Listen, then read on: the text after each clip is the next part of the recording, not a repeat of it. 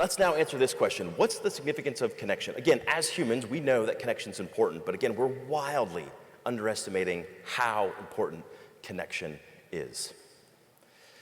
According to the longest study of adult development ever conducted, it's done by Harvard University, I'm sure many of you are familiar with the study, they've studied over 2,000 people for over 80 years, very intimately. Every other year they engage with the participants in the study, and they intimately study their lives. And here's the whole goal over the 80 years, it's still going on today, of what they're trying to achieve. They're trying to figure out what's the definitive answer to a long and healthy life.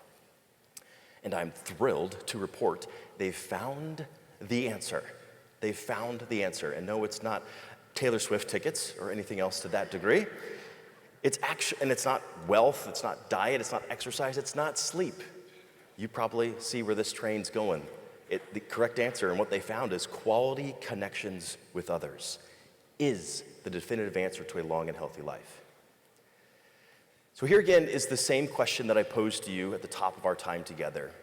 And over the past decade, I've been obsessed with this question, especially considering that team disconnection levels are at a record high.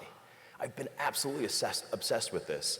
And so for over thousands of data points, interviews across thousands of groups and audiences, I can definitively share with you the following: that the single greatest predictor of your health and happiness, it's the quality of your social connections.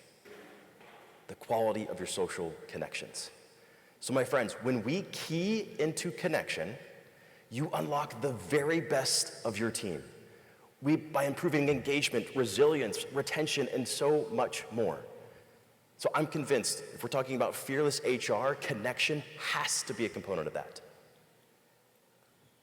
All right, let me share a little bit about the significance of inclusion and unpack some fascinating research. So recently, they put people through an experience of exclusion, and they wanted to figure out, how does the human brain react to exclusion? And so the brain lit up, of course. That wasn't surprising. But where the brain lit up, that's what was really interesting, because it was the same part of the brain that registers physical pain. So yes, exclusion and physical pain register in the same part of the brain, which means you and I can deduce from this research that the being excluded is felt the same as being physically hit. If you or your team members or anyone inside of your organizations are feeling disconnected, you're distracted at best and debilitated at worst. We cannot fully show up to work and deliver for our colleagues and our customers and our clients because we're showing up as if we're being socked in the gut consistently. So we have to solve for this ailment, for our full selves and our best performing selves to show up at work.